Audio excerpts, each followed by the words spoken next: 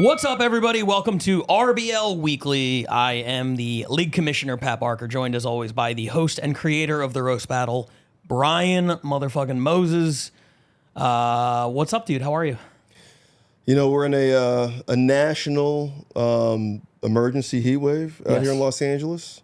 So, yeah, I'm not going to say too much. I'm hot. I'm clearly in safari gear. So, yeah, I'm wearing shorts, and I'm usually the professional one. And I was like, it's too hot for pants today. I can't do it. almost came naked. You guys got lucky. You know what else is heating up? The 2024 RBL season as we head into week 27. Of course, last week was an all-time great week. We hyped it up as the best week of battles. And I would say for the most part, people agreed. There were, the Shalaka Jack battle went crazy. Michael Ridley versus Mike Eaton. Ryan Cullen versus Mech and Roth. There were some classics. This week, also very good. I'm not gonna tell you it's at quite that level. It's not. But it's solid the entire way through, and we got some good ones that we're going to watch here in the studio. Of course, we're getting closer to the end of the season, finding out who is going to take that International East spot, who's going to win the league MVP. We got a lot to cover, and not a lot of time to do it, so let's just jump right in. As always, we do not watch battles 7, 6, and 5 here in the studio. We'll be back to watch the top 4 and react to them in real time. Thank you to Patreon member Louis Rodriguez for helping us rank battle this week. If you guys want to rank battles for a week before the season ends, jump on the Patreon, sign up for the Hall of Flame tier, and then keep an eye on your inbox. You will get picked, I promise, before the season ends. Okay, without further ado, let's jump right into it and not waste any more time. And we start in Chicago. Chicago, the highest ranked city, the most points of anybody who is not currently in line for a playoff spot. They are still making a push for that East Division, but boy, is it tough with New York. They pick up 1 point this week for the number 7 battle. It is Gabe Alviso versus Noshad Barrow. Here it is. 1, 2, 3, roll! Yeah, we got a black guy versus a Mexican. This battle's called Choco Taco, so that's a lot of fun. I'm super excited to be battling the guy who got famous for yelling, "I'm Rick James, bitch!" Hilarious. It's okay, it's a joke. You hide cocaine in your ass voluntarily for the drug dealers. You're my drug dealer. Yo, Fuck that joke out. Nishad is what happens when those kids from the commercials actually receive the 1 cent a day. Hey, that shit ain't fucking funny. Shut the fuck up. You look like a superhero for Mexicans who can't swim across the border.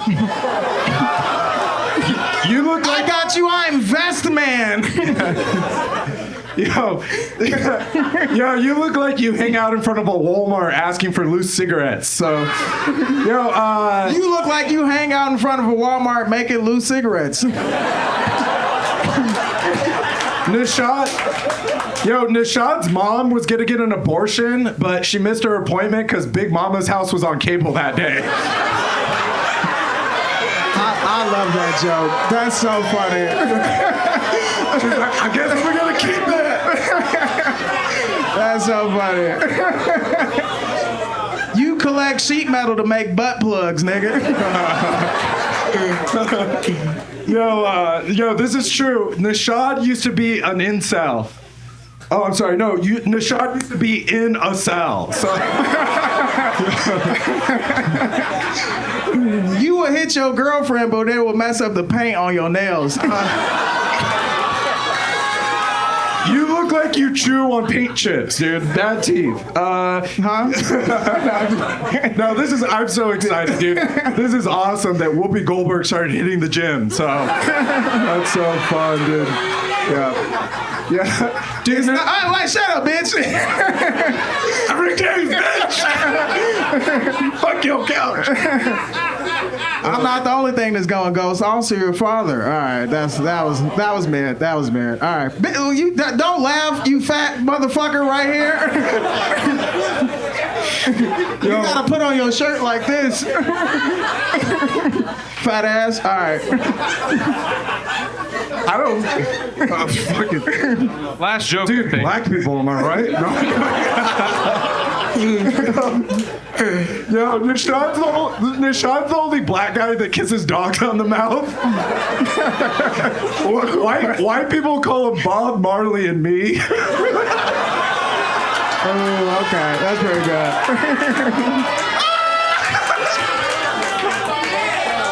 Battle! Shut your pussy ass up. Yo, Battle's when he yells because he's fighting for custody of his children. Shut up, nigga. You look like a bouncer for Guitar Center. Shut your... You look like if a juvenile hall also had an Olive Garden. Okay, Wait, what? All right, give it up for them, everybody. Holy shit. So that was number 7 this week. Gabe Alviso versus No Shot Barrow. A lot of fun, short notice battle. Gabe step up on a couple hours notice. Gabe is one of those guys, really, really funny off the cuff. Always enjoy his battles. And his 7th podcast appearance across 2 seasons, which is one of the highest numbers in the entire league. Yeah, we've been saying this. Gabe has been kind of helped carry Chicago, obviously Max Sorich, but Gabe every season, ever since Roast Battle Chicago has been a thing, Gabe Alviso's his name has been said. So yeah, what more can be said about Gabe Alviso except great job. And I saw this battle online, and people had a lot to say. I guess Gabe used an Eminem line. Oh, did he? Yeah, it was the one that he used on Diddy in the track Fuel. Oh, no. I know the one. That was a different battle. Oh, really? That was not Gabe. Oh, who was it? I'll tell you, it's a long Am I being racist? No. You're not being. I just feel bad because it was a guy that we had previously talked about on the podcast who used a different joke that was similar to another joke. Oh no! So we talked about that, and then I know the one you're talking about. All right. Parallel thinking, it happens. No, this one this was a lot of fun. The most noteworthy thing about this battle, other than the fun they were having, Gabe had some really good off the cuff stuff. So did No Shot, who I haven't seen on the podcast before. I thought he was great. Gabe got a haircut. Ew. Yeah. Got rid of the long hair. Good luck, Gabe. Good luck in comedy, Gabe. Yeah, that's exactly how I feel. That was who was the guy who cut off his locks and lost all his power? Oh, fuck. We should know this. Samson. Wow, I wasn't even close. Yeah, I was thinking Hercules. I was thinking Achilles. Thank you to producer Def over there for the Samson drop. Gabe is, I guess, the Samson of the roast battle, although he won, so maybe not. Fuck Samson. Yeah. Well, Chicago picks up a point as they try to gain ground on New York in the East, and now we go to the number 6 battle. Bad news, it's New York.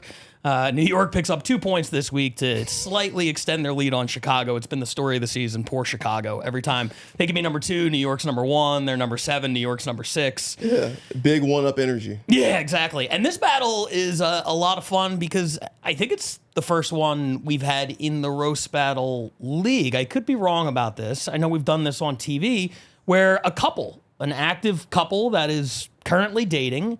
No. We had a number 1 battle early this year. Sebastiano Fazio and Amanda Custode. They might have been broken up at the time. Yeah, definitely broken up. Yeah. This is an active couple, I believe. And 2 newcomers to Roast Battle. Their first battle ever. New York just plucking people off the streets and throwing them up on stage and picking up points. It's fucking ridiculous. It's the number 6 battle this week. It's between Bry Welts and Dayton Bissett. Here it is. It's hard to get Dayton to eat, not just because he's anorexic, but because I don't make the plain sounds good enough.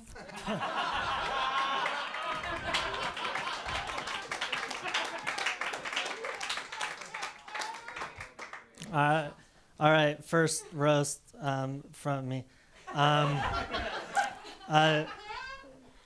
These were Bry's friends.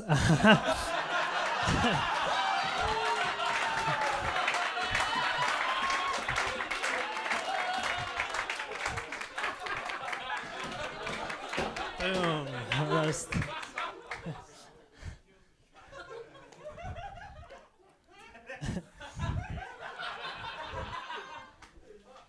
None of your friends came.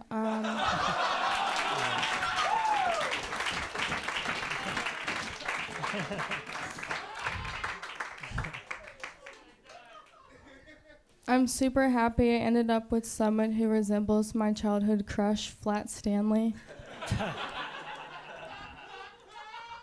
I'm super happy I ended up with someone who resembles my childhood crush, Batman. That doesn't count as the joke, though, right? Bry's always doing 1/16 blackface. I'm scared one day it'll get to 3/5.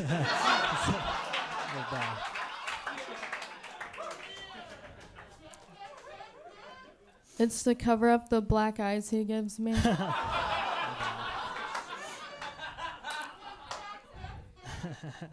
I won 1,000 tickets at Dave & Buster's the other day, but my excitement was cut short when Dayton got sucked into the ticket machine.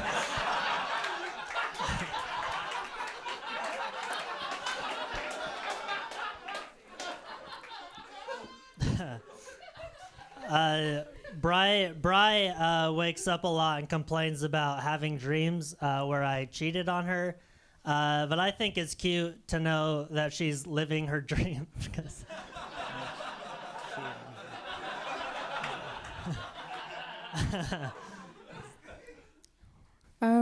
Dayton and I met at the bars. He was hanging upside down on them outside my middle school.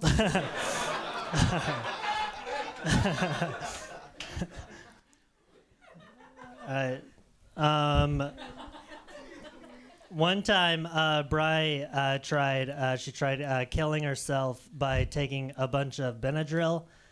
Now we live together, so I have to hide all the Benadryl behind my loaded gun.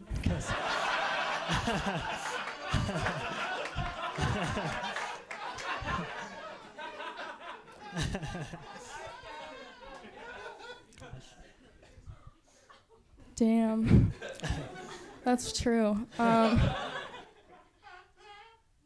Dayton likes to have sex with the lights off, not because he's self-conscious, but so he can pretend I'm a boy.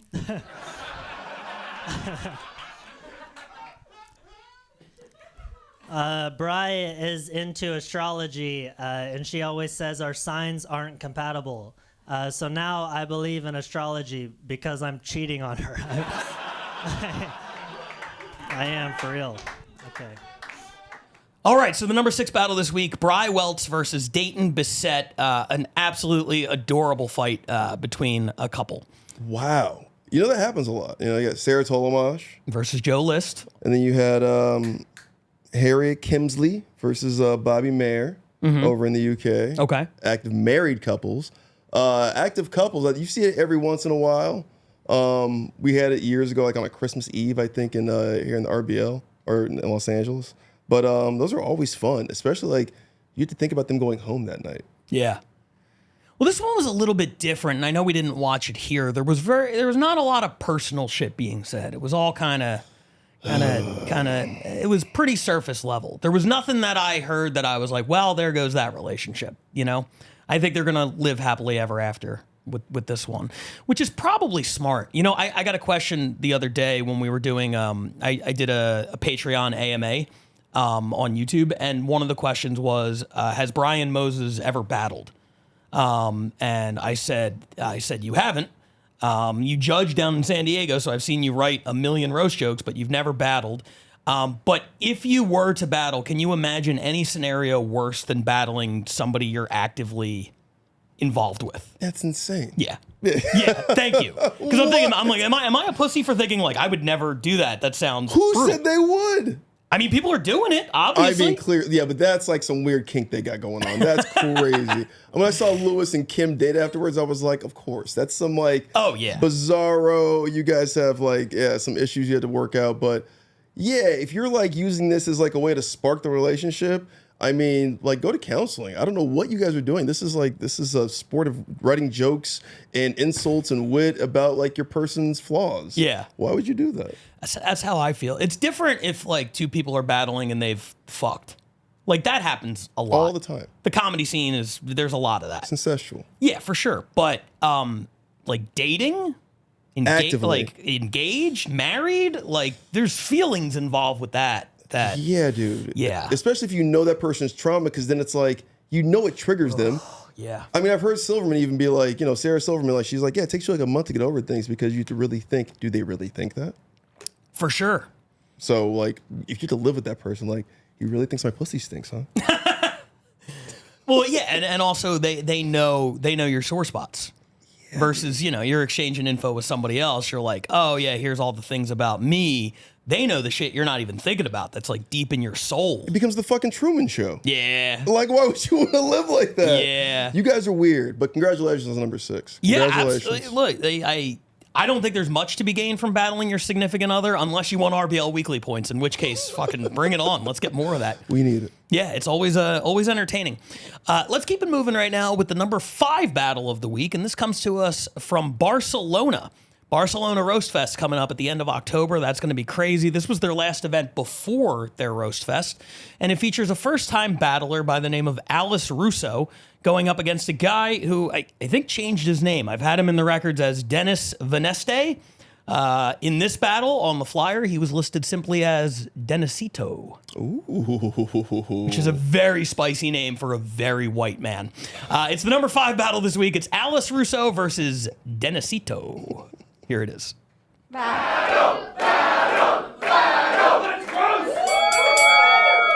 Hey everybody, this queen, still under construction drag queen, is Alice. When Alice moved from Australia to Europe, she had to quarantine for 2 weeks. Normally humans don't have to quarantine. It's not even a joke. But Spain got confused because of the resting bulldog face. Honestly, Alice has the face of someone that soaked her tampon in a sour lemon before putting it in.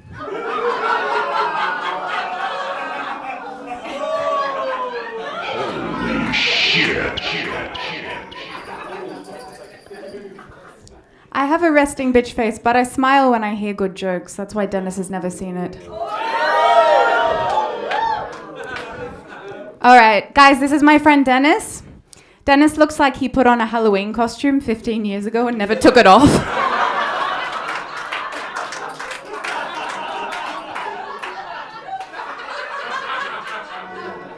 Dennis looks like a public health alert for a zombie virus outbreak. And Mountain Dew toxicity. People say that being close to Dennis is a near-death experience.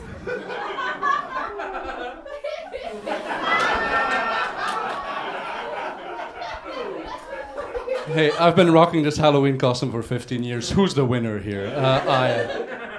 Okay, Alex. Sorry, it's a drag queen thing. Alice looks like she does chin-ups with only her chin.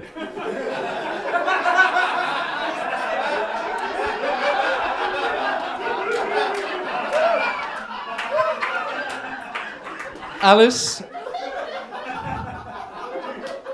looks like a black guy cosplaying one of the white girls from the movie White Chicks.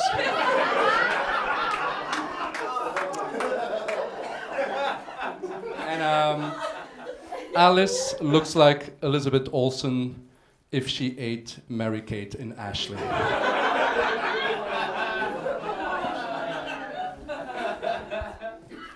They tasted good too. Guys, give it up for the beta version of Frankenstein's monster.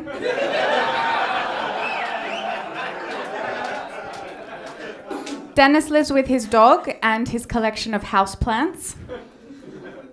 Dennis's houseplants have a suicide pact.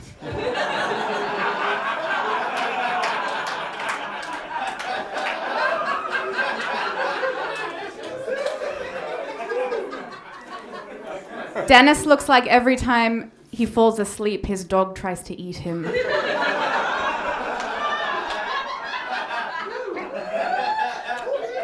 That's why I put peanut butter on the penis.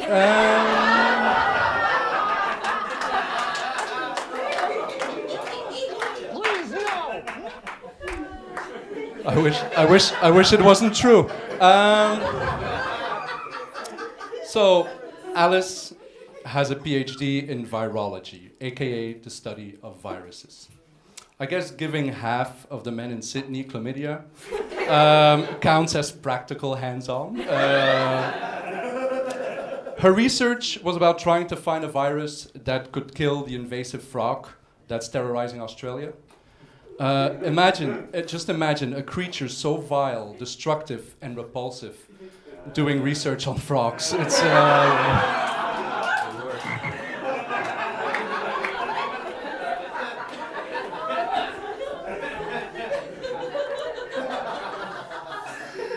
Yeah, I got a PhD, but Dennis, you look like you got a DNR.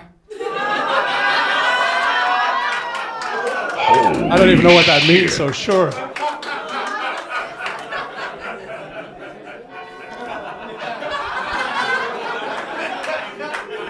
I'll tell you after. Dennis has a lot of health issues. Unfortunately, he has epilepsy, he has severe allergies, he has asthma, and he has episodes of fainting. Fortunately, the only thing that actually can kill him is a wooden stake through the heart.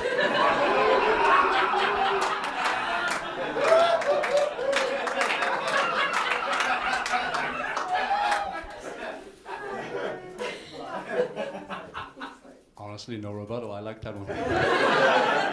Nonsense. Does that still work? No. Okay, that's right.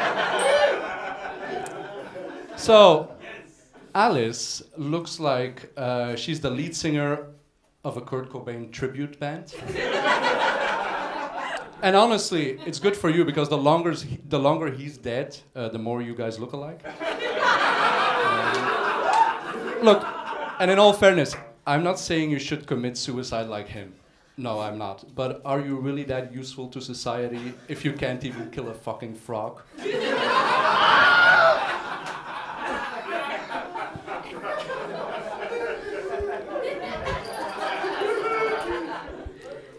Yeah, look, I'm glad I'm not dead, because if I was, Dennis would try and have sex with me.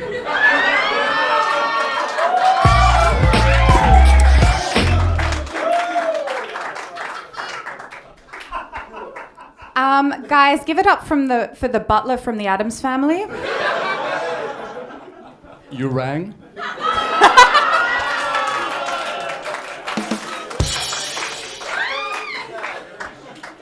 Ladies, good news. Dennis is single. He's looking for love. All his ex-girlfriends got tired of having to contact him through a Ouija board.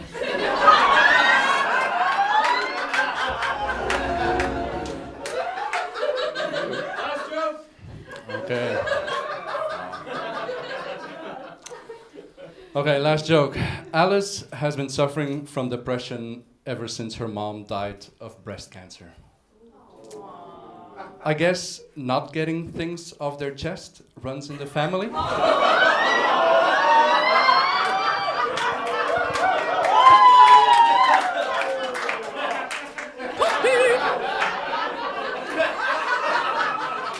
Wow.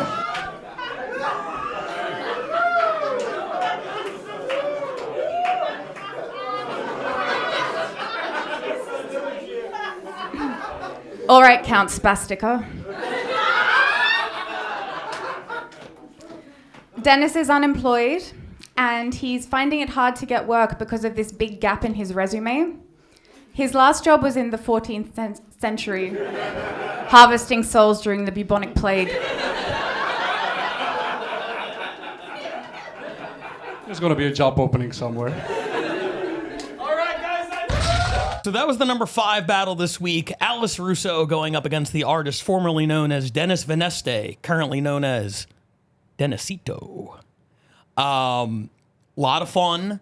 Barcelona continues to have like the liveliest crowd in the league. I'm going out there at the end of October for Barcelona Roast Fest, and I think I'm going to be battling out there. I'm really looking forward to performing in front of that crowd. What are your thoughts on Barcelona? I love Barcelona's crowd. I think it's great. It's a tiny little room. It's the only English-speaking club out there. It's fun.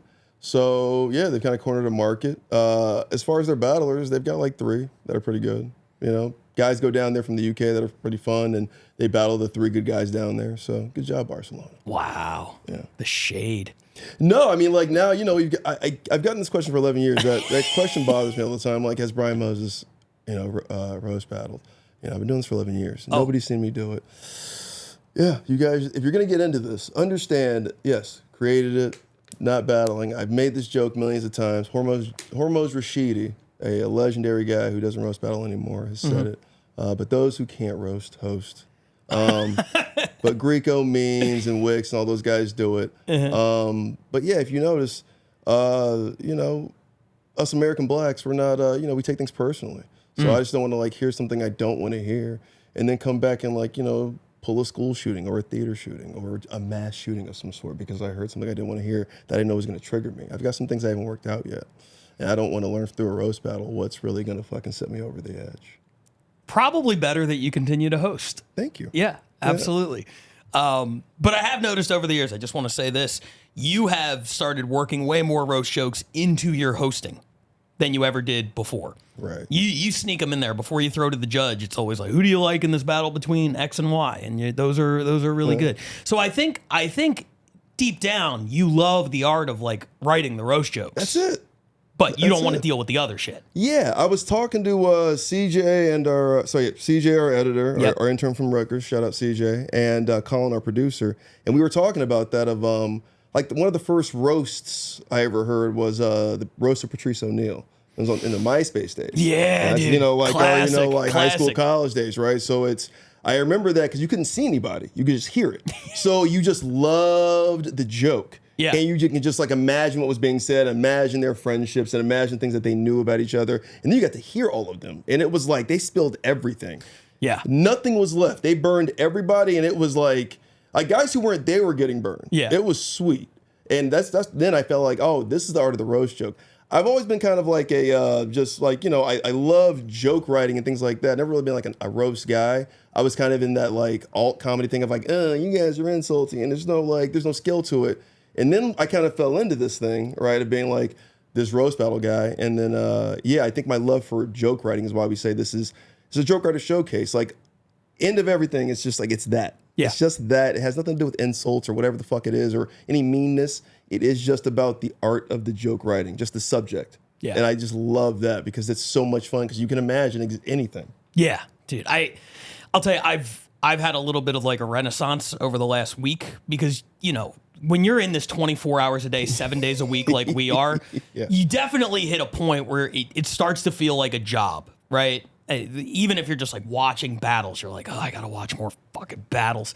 And it's a thing you love to do, but it's like that Simpsons episode where it's like, oh, you like to eat donuts? How about you eat donuts for eternity? He's like in hell and they're just feeding him donuts. That's how the battle feels to me. You're just cramming battles down my throat, and I'm like, please, for the love of God, stop. But I'm battling in like 5 days against Jay Yamaki, the Tokyo champ out in Tokyo. Oh yeah. And I got to start writing roast jokes again. And because when I judge, I don't write any of that. You know, I just kind of come up with it like in the moment. And I got to like sit down and actually like research an opponent and write jokes. And I'm like, oh my God, I'm like rejuvenated. It's so fun. Oh yeah. It's so fun to write jokes. I'm like, this is the shit that I loved the whole time. That's what it is. Yeah, it's great to do it again. That's what it is, man. That's why, like, a lot of these guys end up in writers' rooms, you know? I mean, because this really is, it's just you're writing about a subject. And if we can just take away everything else, I think everybody just understands that. It's about what the boundaries are of the writing assignment, and then you go from there. Yeah. So yeah, absolutely. So looking forward to that. Let's move on right now to our number 4 battle, and this comes from Scotland. I want to preface this one by saying this was part of the Edinburgh Fringe Festival, which had so many great battles, including Shalaka Corrupt versus Jack Trainer, and a bunch of others that we've seen on here already. And this was over the course of 2 nights, August 8th and August 15th. And before we get to this battle, I just want to say we just dropped night 1 in its entirety on the Patreon. Surprise drop. We didn't tell anybody we were going to do it. We just did it a few hours ago. So if you like these battles and you want to see a whole bunch more of them, hop on the Patreon, all paid tiers, starting with undercard. Get the entirety of night 1, and we will be dropping night 2 in the near future. Not announcing a date, we're just going to drop it on you. But here is one battle from one of those nights, and it features Scotland going up against Manchester. 2 of our more prolific battlers this season. We've seen them a bunch. We're going to see them once more. Representing Scotland, it's Kyle Samuel going up against Manchester's Jordan Ducharme. Here it is. Oh, hey now, everybody. How are we? This is Kyle Samuel. As you can already tell, Kyle looks like the Scottish version of the retarded nephew from Making a Murderer.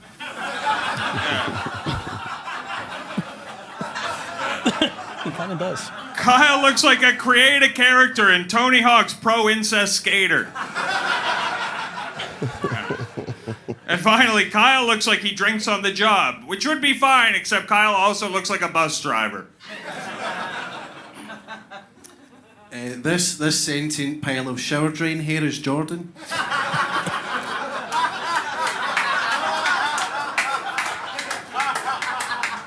I don't even know what that means. Okay. Jordan looks like a Neanderthal who got into IPAs.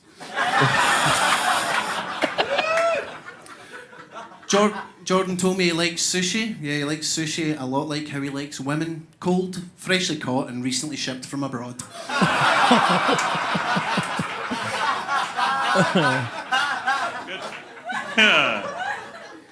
This is Kyle Samuel. He looks like the kind of guy to attach unsolicited poetry to his unsolicited dick pics.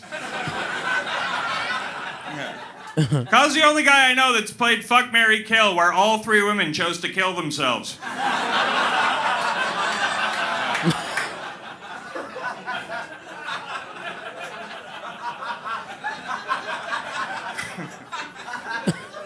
Kyle told me his first partner gave up their religion to be with him. What a weird way to say the priest that molested you got excommunicated.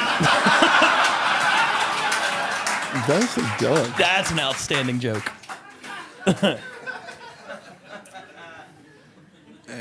Jordan looks like Tom Hanks at the end of Castaway if he gained weight over the film. Jordan moved to the UK 5 years ago. And in that time, Sasquatch sightings have tripled.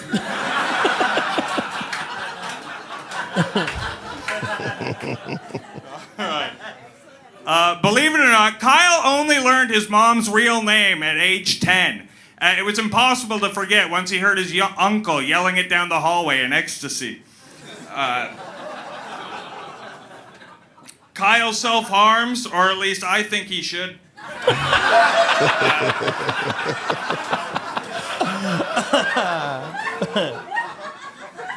Kyle has had 4 near-death experiences. You know, they say cats have 9 lives. I'm hoping ugly Scottish cunts top out at 5. What is that reaction? Yeah. Fuck every single one of you. Jesus. Thanks a lot, Meth Rogan. Gotta add that one to the list. Jordan looks like the type of guy who sneaks into bowling alleys just to sniff the shoes. Gotta be the shoes. I think that Jordan, he's a diamond guy. You know, they say that diamonds are the hardest thing known to man, but those people have never seen Jordan walk past a primary school.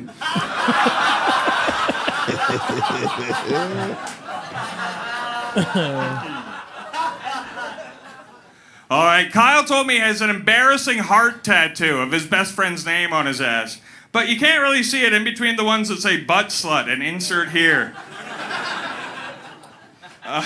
He's actually got a tattoo written in Comic Sans.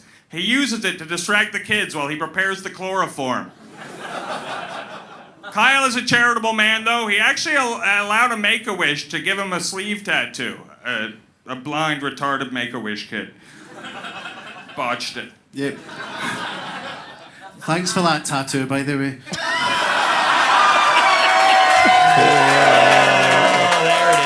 Sorry, you walked right into it. Yep. You can't wear those sunglasses and make a blind. Come on, man. Shut the fuck up.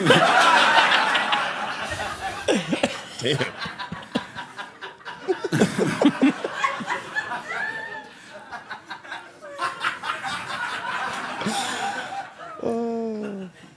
Jordan looks like he microdoses Judaism.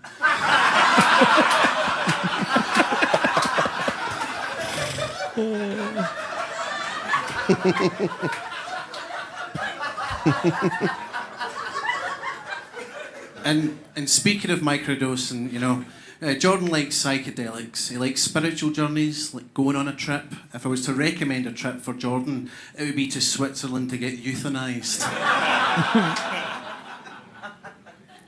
It's funny you say that, because Kyle actually believes euthanasia should be legal. But he only says that because he thinks that means he can fuck youths while he's in Asia.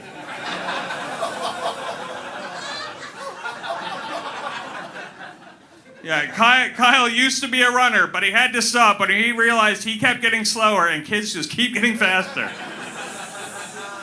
That's me done. Jordan cries every time he has sex. Because pepper spray really stings.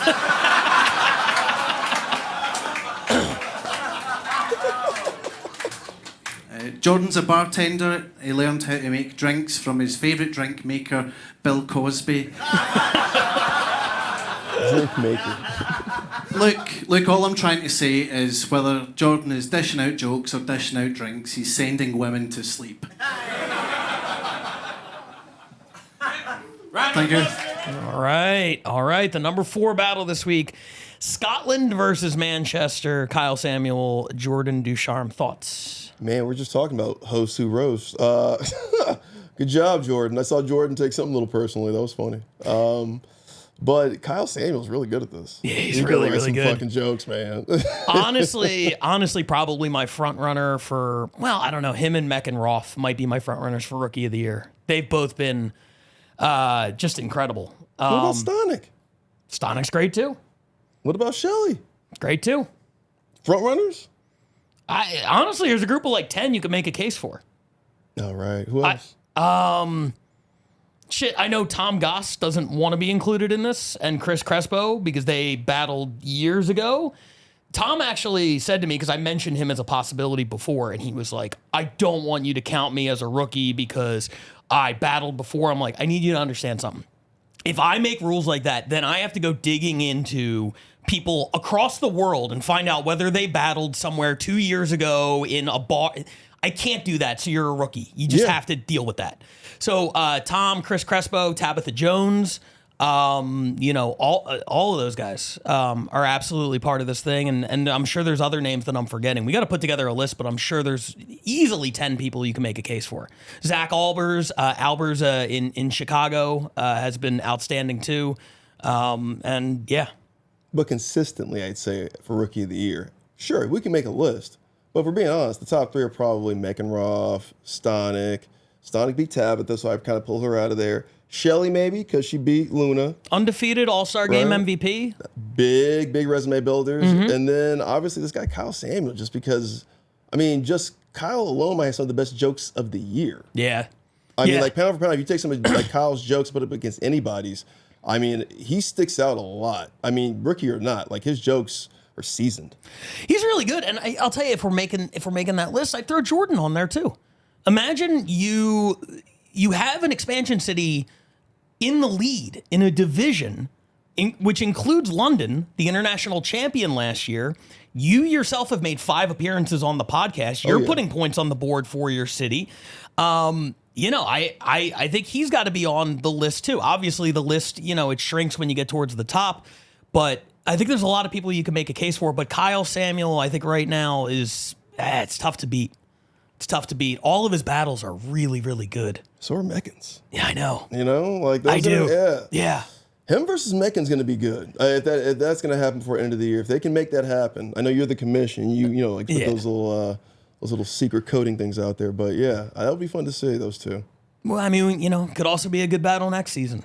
I don't know. We're running out of time to ask people to fly to different countries to battle. But that one was great. I felt like halfway through, I thought Jordan had it. I thought Jordan got off to a really hot start, and then for some reason the crowd turned on him, and then he decided to play full heel, and then immediately after that, he walked right into the rebuttal about the tattoo, and it was kind of over from that point. Yeah, you saw him too. He's like, oh, God. Yeah. My favorite thing was at the end when he made the Bill Cosby. Jordan had put the mic in the stand because he was done, and then he said the Bill Cosby thing, and he pulled the mic out of the stand, and I was like, oh shit, he's got something to say, and then it ended, and he just put the mic back in the. He did it for no reason. There was a moment where he was like, I got some shit to say about this. Oh, man, I was like, oh. And they thought better of it. Yeah. Yeah. But great battle. Scotland, we'll see the standings at the end, but those guys are absolutely tearing up that division this year. They've been outstanding. The Jack and the Kyles and the Ryans. Yeah, man. That's some good stuff out there. That's a big three that rivals any in the league. Yeah. In my mind. Yeah. I mean, obviously we don't have time for this episode, but yeah, I'd love to see like the big three you'd like, in every single scene. Yeah. We gotta break that down at some point.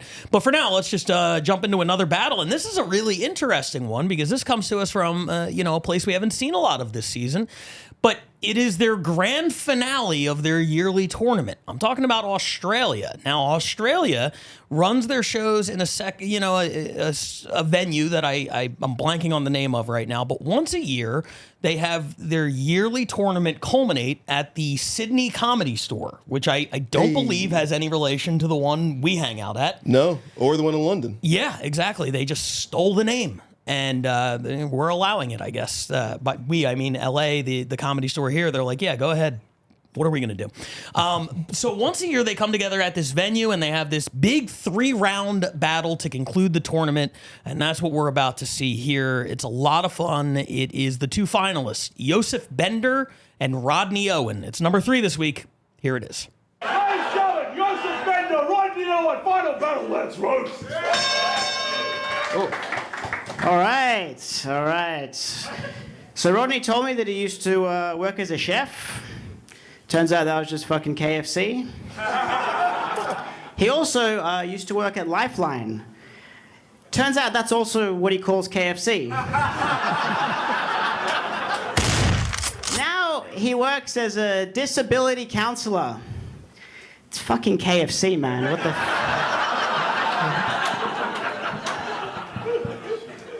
I'm really excited to be here tonight. My family hasn't roasted a Jew since 1945.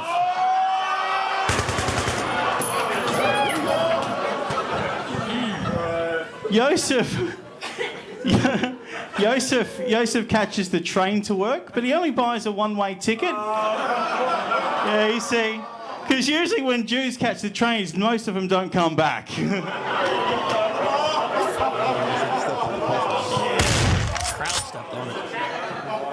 That's not true. You have roast every night, Rodney. Come on, let's not be crazy here. So Rodney really is a disability counselor. That's his real fucking job. Yeah, I'm as surprised as you are. I guess it's one of those takes one and no one kind of situations.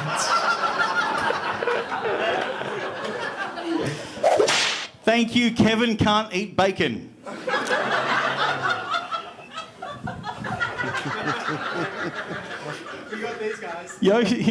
Joseph's 33. That's not just his age, but also his height in centimetres. We're actually the same height when you lie down, funnily enough.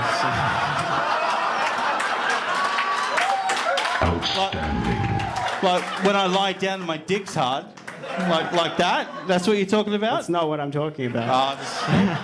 It's what your girlfriend's talking about.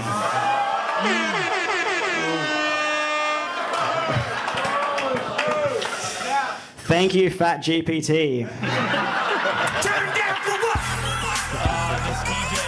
destroyed in the comments. This is... So, Rodney always wanted to be an actor when he was a kid. I don't know if I have to tell you this, but he didn't fucking make it. Rodney, you should have wanted something easier, like lunch. It's okay. When they do the Epstein movie, you can be the island. Fucking didn't make it as an actor. I'm acting like this cunt's funny. Fuck! And killing it. No. Joseph shops at the kids section at Best and Less. He also shops in the kids section at the local brothel. Yeah, Rodney shops at the maternity ward.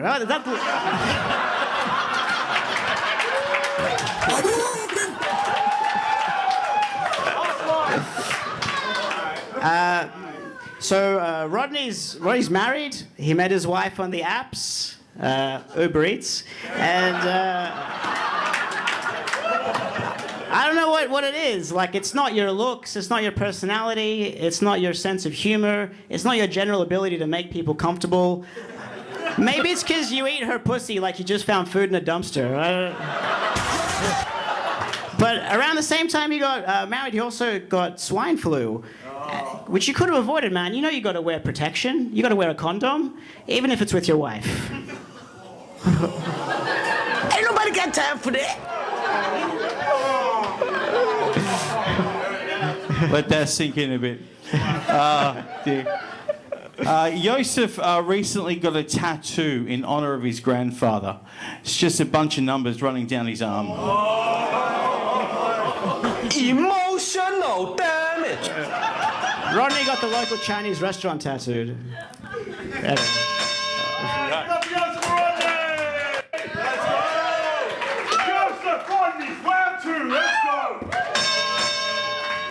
Joseph's a Jew and he's dating a Chinese woman. If they ever have children, that kid is really going to love money. I'm not sure, though, how the rabbi is going to find the foreskin. Maybe he'll have to be circumcised the way Joseph was, with a scalpel and a microscope. 30 seconds. Not quite. Give it up for Forrest Plump. It's good. Good to be here roasting this pregnant lesbian. Rodney, more like can't put any more weight on my knee. I'd say you skip leg day, but you obviously can't skip. You're about as good at stand-up comedy as you are at standing up. You human sweat stain. You look like you have sit-down syndrome. The only way you can beat me is if you beat me. Good job, Bar. Ladies and gentlemen, Joseph Bender, Rodney on last man, let's go! Rodney's pronouns are fat cunt. Rodney has the looks and likability of wet diarrhea. The only difference is wet diarrhea is sometimes funny.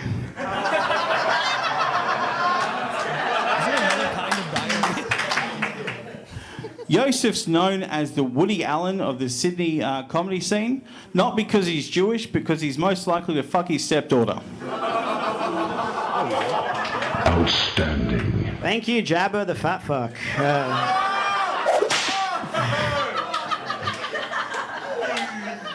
Rodney's dad ran away when he was a kid. I say ran, but walking probably would have been enough, right? Thank you, Jewish Golem.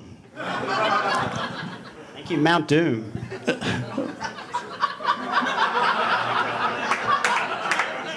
Joseph is 5'2", 5 to 6 years away from killing himself.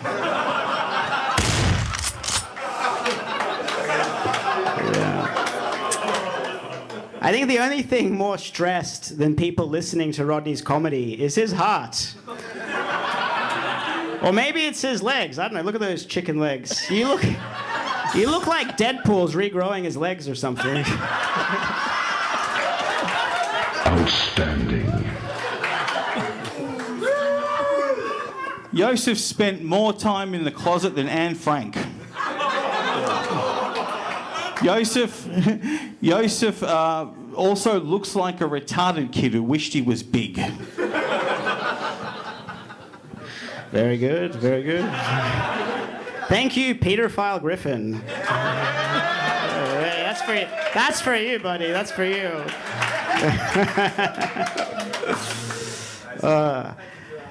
Rodney suffers from a condition called resting pedophile face. You look closely. His parents actually wanted to save him some time when he was born and just put him straight on the sex offender registry.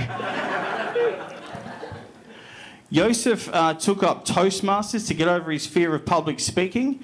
Now he just has to get over his fear of talking to women. Fuck you, Al. Fuck you, Al.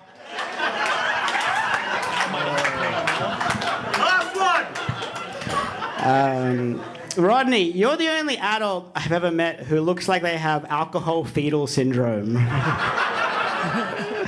The government actually are going to replace those don't drink while pregnant signs on alcohol with just a picture of Rodney's deformed silhouette. Yosef's sex life is like a hand of blackjack.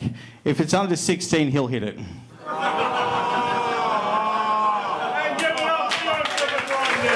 All right, so there it was. It's the number 3 battle this week. This was one that in the different ballots there was a range for sure. This was one of those weeks where the top 2 were the most consistent. They were pretty much top 4 on every ballot. And then Australia and Scotland were 2 of the ones that kind of wildly varied. Some people really preferred Australia to Scotland. Some people really preferred the other way around. I thought this one had a lot of good stuff. I think it's one of those that you're like, man, if that had been one round and they just took the best shit, would have been a great battle. Right. First round was really solid. Yosef's second round with that rapid fire shit was incredible. Thought it kind of fell off in the third. I thought that there wasn't quite enough diversity of joke topics. They kind of kept hitting the same notes, which is really tough in a 3-rounder. You got to find ways to vary it. But what were your thoughts on the battle? I mean, I wandered off at some point in that third round.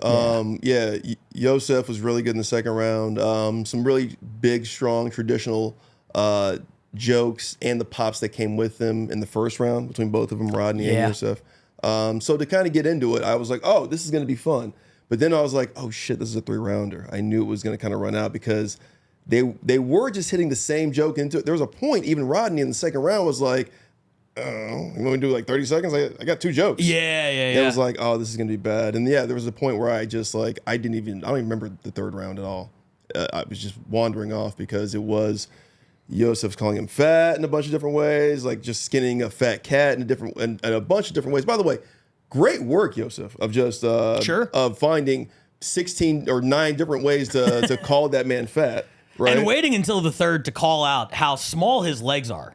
How skinny and tiny his everything below the waist is. Like he just the whole battle. I'm like, is he gonna mention this? This looks insane. Yeah, the Deadpool was pretty good. Yeah, Deadpool was good. There were a couple of bangers towards the end, but for the most part, I thought it really kind of like ran out of steam, and it peaked with Yosef's like rapid fire second round. That was well done. Yeah, that was great. That was absolutely the highlight to make that like the number 3 battle of the week.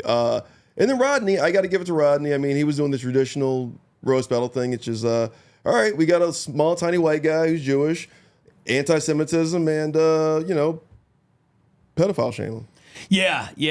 And, I think what it boils down to is, like, you can look, I did a 3-rounder with Keith where we called each other fat the entire time.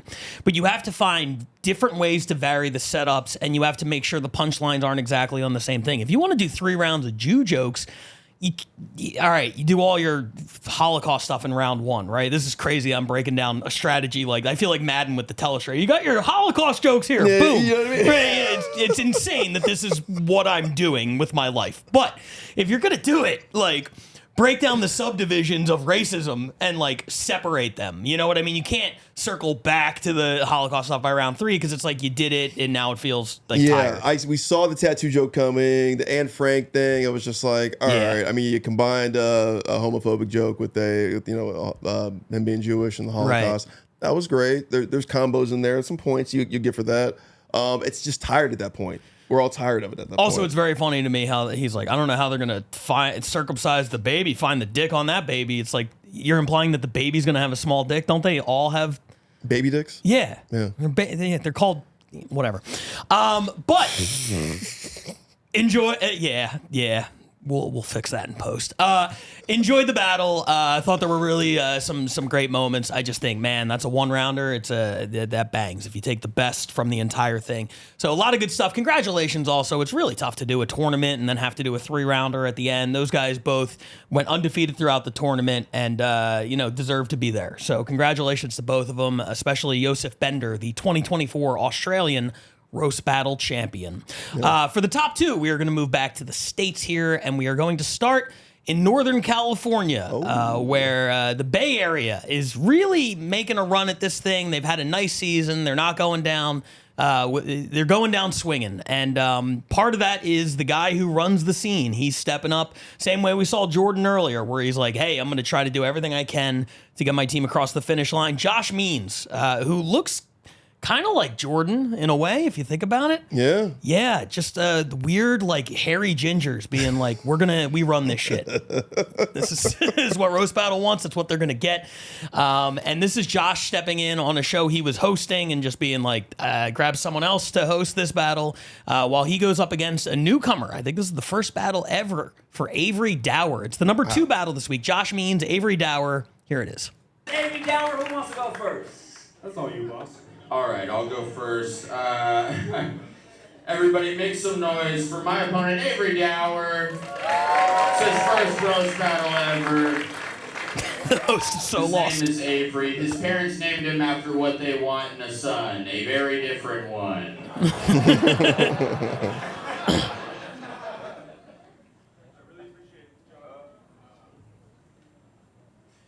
Thank you, Josh. I really appreciate you for taking time off of stashing lime scooters under highway underpasses.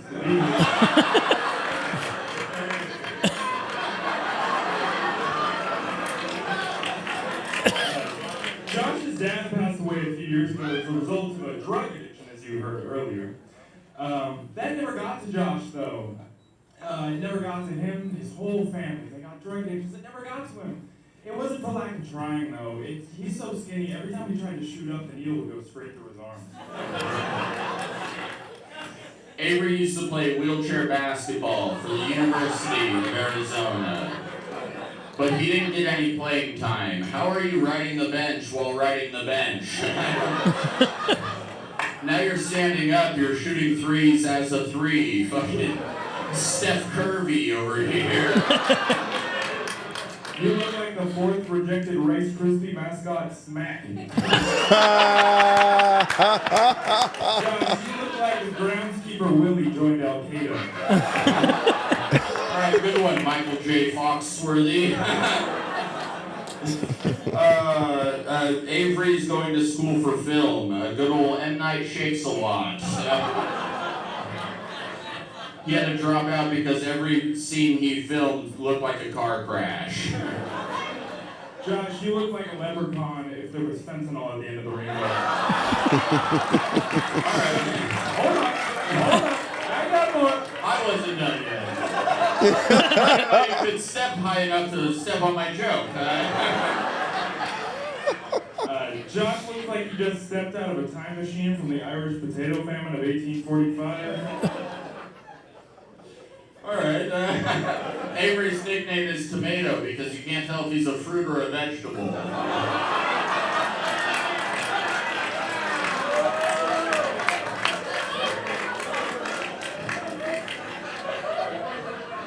Josh and I both look like our parents are related for different reasons.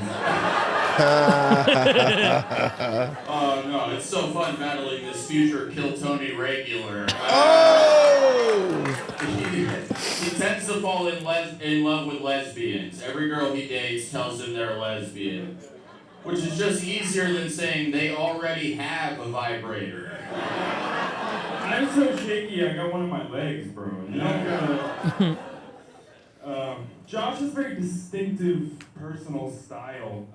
The fashion industry has dubbed it school shooter chic.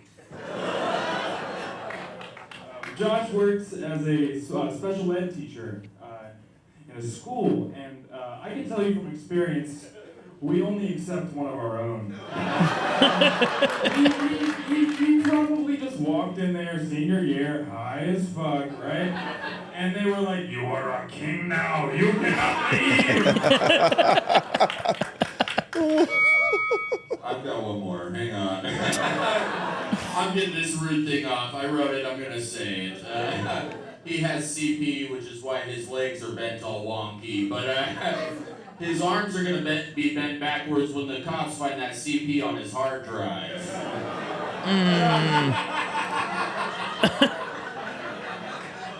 See, that's why the R. Kelly was funny. Josh, if you're here, who's shitting all over the streets of San Francisco?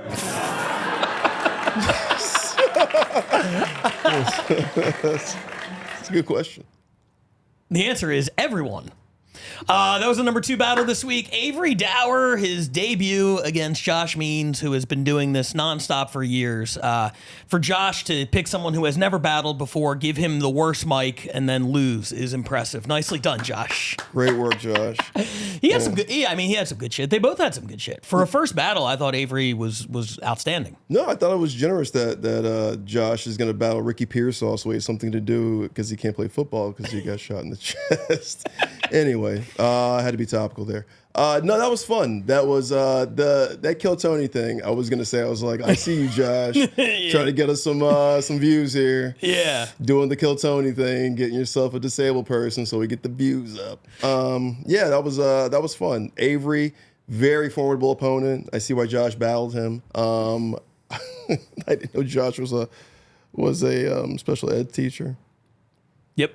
So that's why he. Yep. That last joke was really funny. You are our king now. I thought that was great. Funny stuff kind of across the board. Josh is consistently one of the better joke writers, I feel like, in the league. He's another guy who just loves the art of like writing the jokes and always has some good shit. I think the thing that made it tougher to translate to video on this one, at least for me, is I didn't really know that Avery had CP. Just from watching, he's not nearly as afflicted as, someone else might be. So he's kind of just standing there. He's not like overly shaky that I could see. He doesn't have a cane. He's not in a wheelchair. And I think Josh, I understand why he wanted to close with the CP joke, the child. I get it. But in retrospect, maybe he should have set up a little bit sooner that Avery had it, because I'm watching and those jokes about like him being shaky and everything, it was just not connecting with me the way it might have had I known. And there might have been context before we started airing the thing. We just go right into the battle. There might have been a whole intro where he established it. But it's a thing now where it's like if you're in the league and people are watching the battles on here, you have to establish it within the battle. Otherwise, that's context that we don't have. Couldn't have said it better myself. They probably brought it up of like this next battler has cerebral palsy, that kind of a thing. But what I thought a lot of guys in the 20-teens did in Los Angeles when you guys battle guys with cerebral palsy, you guys would bring that up within the joke. Yeah. That way, if a judge got there late, they would know what was going on, kind of a thing. Yeah. So I think there's that inherent thing. And Josh should know better. Like, open with that. Talk about it, I mean, even seeing it, you're going to be on here. At least you're trying to be on here. Yeah. Let us know. Because I had no idea. I didn't know what the condition was. I know something was fucked up. I didn't know what it was, though. So, yeah. You got to keep in mind, we see a lot of fucked up people all over the world on this show. A lot of them don't have CP. So when we see a fucked up person, we don't necessarily think anything medically diagnosable is wrong with them. We just think they're roast battlers. That's kind of how a lot of them look. Yeah. They're just kind of ugly and weird. Yeah. I mean, honestly, yeah. Avery did look like the Trump shooter. He does have that vibe. Oh, yeah. I can see that. I'm surprised nobody said anything. It was like, this is why. That's why you missed. Kind of lean to the left. Anyway. Yeah. Great battle, though. A lot of fun. Josh Means, another appearance on the podcast. And Avery Dower, come back. Do it again. Yeah, absolutely. And congratulations on your future Kill Tony regular status. Damn. Yeah, Josh. Yeah, we're gonna make that the title. Roast battle versus Kill Tony. We'll get 100,000 views and everybody will be pissed. They're gonna crush us in the comments. Yeah, every comment will be like, this shit sucks, dude. Red Band's better than both you guys. I mean, some things are just true. We can shout out Red Band. I love that guy. Yeah. Yeah. You love Red Band. I love Red Bar. We're having fun. Oh, yeah. Yeah, love all of them. I love everybody. Let's keep it moving right now with the number 1 battle of the week. And it comes to us from LA. This is a guy we were talking about earlier in the Rookie of the Year potential discussion. And it's a guy who is making just the most incredible comeback I've ever seen in this thing. Tom Goss. He was in the number 1 battle a few weeks ago. He's in the number 1 battle here. His story we've talked about. Didn't battle for 8 years. Was around in the very early days. Disappeared. Now he's back, taking a battle every 3 weeks. He's battling on the 17th here in LA. He's battling on the 19th in Chicago. Josh Means was telling me he might come up and do one in the Bay Area before the season ends. He's talking about going to Atlanta. He's a fucking psychopath. I love it. And a great joke writer, great comedian. Going up against a person.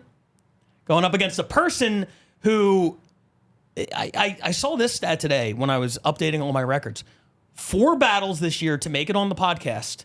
3 number 1s and a number 2. You want to talk about somebody who has been consistently entertaining in a losing effort. Nobody represents that more right now than Julian Fernandez. 1-5 on the season, but has put up 27 RBL points now. Absolutely incredible. That's a great year in my mind. They're really good. Yep. They're pretty good. And really entertaining, and this battle is no different. It's the number 1 battle this week from LA. It's Tom Goss versus Julian Fernandez. Here it is. Battle! Tom and Julian, let's roll! This human mud flap is Tom Goss. Tom's the Elvis Presley of comedy. By that I mean he's overweight, sweaty, and he's definitely gonna die on a toilet. Before we start, I just want to say it's an honor to be roasting the world's edgiest Trader Joe's employee. Julian's queer the same way I'm Armenian. I'm not, but it's fun to tell people that sometimes.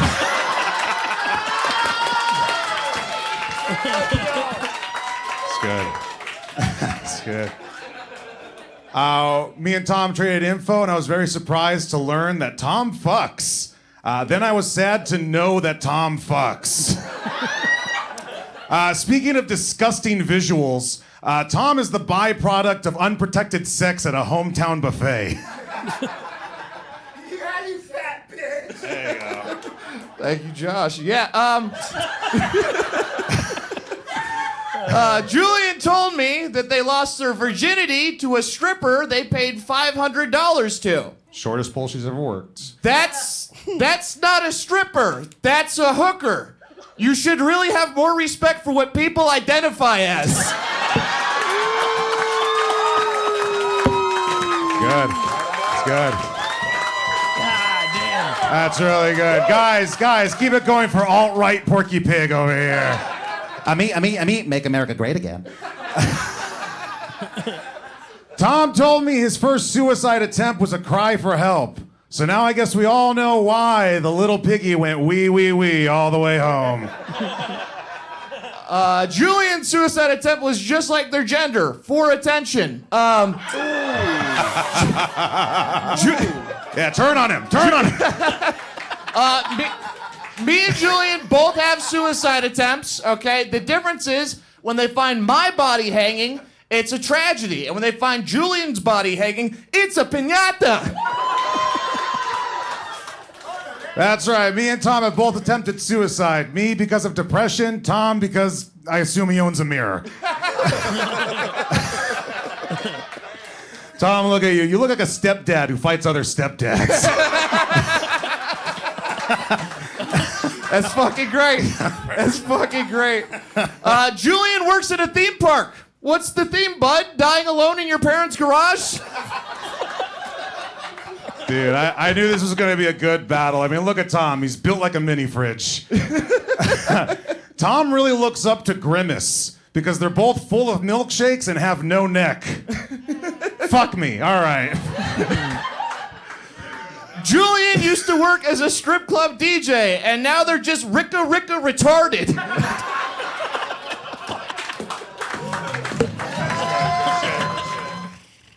So there it is, the number 1 battle of the week. Tom Goss, Julian Fernandez. Man, Tom is he's on a warpath right now. What'd you think of this one? He came back with a vengeance. Julian is one of the most formidable opponents out there, probably our best non-binary battler out there. Pound for pound. Puth and Beetle. Puth and Beetle's good.